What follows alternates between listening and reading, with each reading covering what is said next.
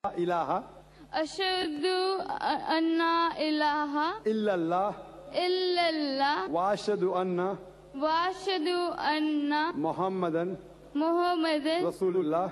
Rasulullah. You have a great scholar like Dr. Naik. So I hope all the Muslims will follow the Muslim religion 100% and make India proud. मैं doctor Balwant Shastri सभी भाइयों को मेरा तरफ से नमस्कार. He has said that this Quran, it should reach the full world. Is there a mistake in the Muslims explaining the Quran, or is there a mistake in the people understanding it? That today we find Muslims are being labeled as terrorists, as fundamentalists, as extremists. So what is the real problem? If America today, which is largely Christian, if they would prohibit conversions into Islam, then what would be your response? There's something like apostasy in India.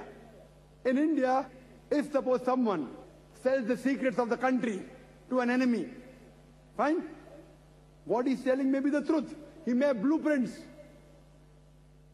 Some countries will give death penalty, some countries will give life imprisonment, even though he's speaking the truth.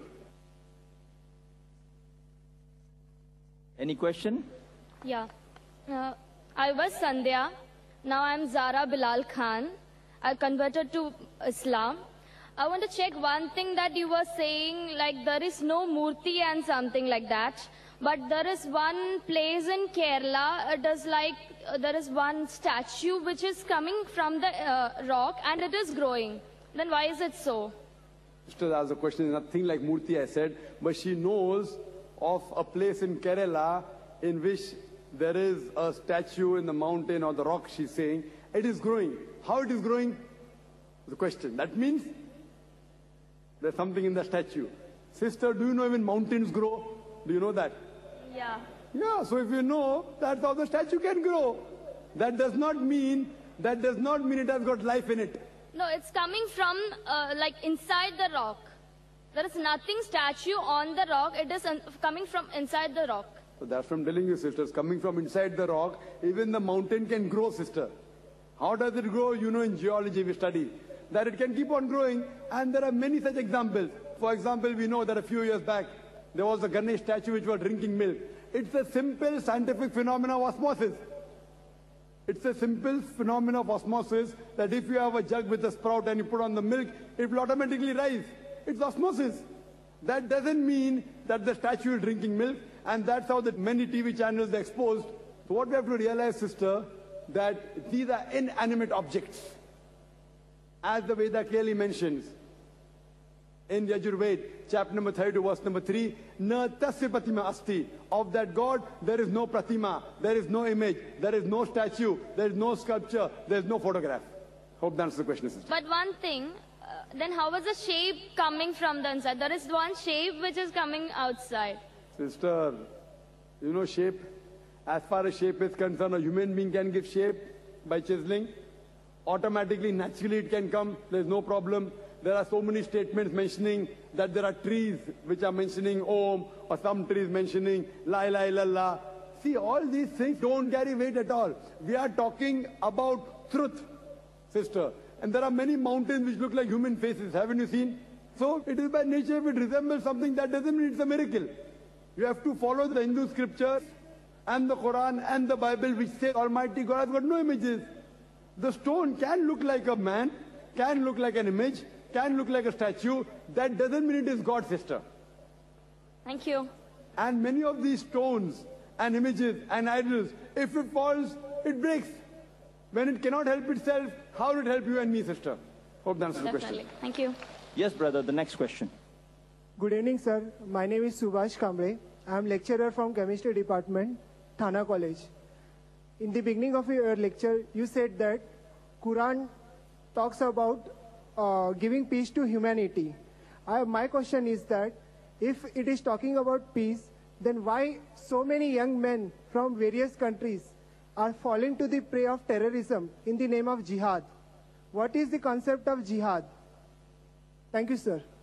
The brother asked a good question, that if Islam and Quran speak about peace to humanity, then how come there are so many young Muslims and other Muslims from different countries who are fighting and who are talking about jihad. What is the concept of jihad? As far as the word jihad is concerned, jihad comes from the Arabic word jahada, which means to strive. It means to struggle. So jihad basically means to strive against struggle. Jihad does not mean holy war. Holy war, if you translate to Arabic, means harbun muqaddasa. There is no Arabic word harbun muqaddasa in the Quran or any of the Sahih Hadith. This is a mistranslation by the media and the Orientalists. There is no holy war. Jihad does not mean holy war. Jihad means to strive, to struggle. Furthermore, in Islamic context, it means to strive and struggle to improve the humanity. It means to strive and struggle to bring peace in humanity. It also means to strive and struggle in the battlefield in self-defense. It also means to strive and struggle against oppression. Jihad basically means to strive and struggle. Now coming to your question, that how come then so many youngsters from different countries, they are fighting? Point number one, there are possibilities, and it's a fact, that some of the Muslims, they are being misled by the anti-social element. That fight, it's there in Islam, etc., misquoting out of context. But this is a small percentage. The major reason, according to me, is how the media portrays. Like in India, we very often read in the newspapers that the Muslim terrorist in Kashmir, killing so many people. Headlines. Regularly you read.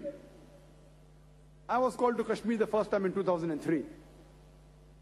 And I was thinking, should I go or not? Should I go or not? So much of chaos. First time in Kashmir, the government gave permission after 14 years to hold a public lecture. And the gathering was somewhat big, 100,000 people. In polo grounds, in the city of Srinagar. And when I went there were guards, with guns and all around me. And I was expecting, but there wasn't much problem. Next day I went to Assam. I landed on the airport. There were 4 guards with guns, machine guns. What is this? There is killing in Assam. Killing in Assam? Where it takes place? And there, if I did not have the guards, I wouldn't be here to give the talk. But in the papers, where do we hear about the killing going on in Assam? There are more people being killed in Assam than in Kashmir. Who hears about the LTT? You know the LTT? The Tamilians, they are called as Tamil Tigers. They are not called as Hindu terrorists. Why? If Kashmiri Muslims do it, they are called as Muslim terrorists. If the Hindus in Assam do it, it's a local problem. If the LTT does it, local problem. In India, you ask anyone who has the knowledge of law and order, he will tell you the maximum killing is done by the Maoists. How many times do we read in the newspaper? If we read in the newspaper, in news brief, okay, so many people killed in Assam. News brief. Muslims do it, headlines. Why?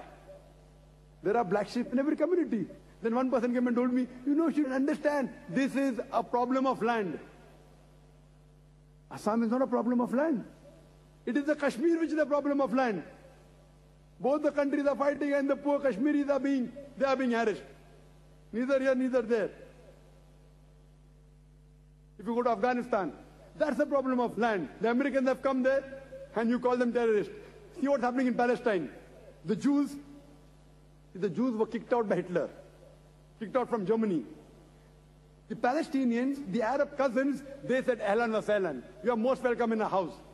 Now imagine, suppose a traveler is homeless, without a roof, you allow him to come to your house. After a few days he kicks you out, and at the doorstep you are saying, he has taken my house, give my house back. They call him a terrorist. What terrorist?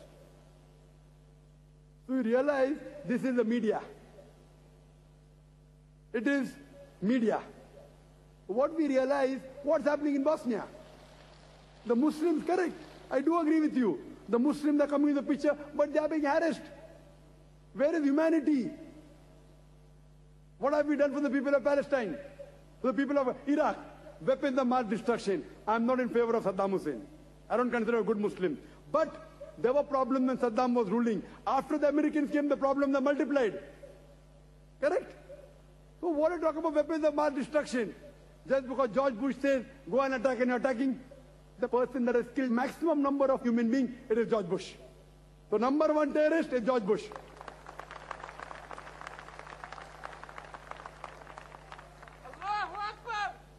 So what we realize, brother, it is the media.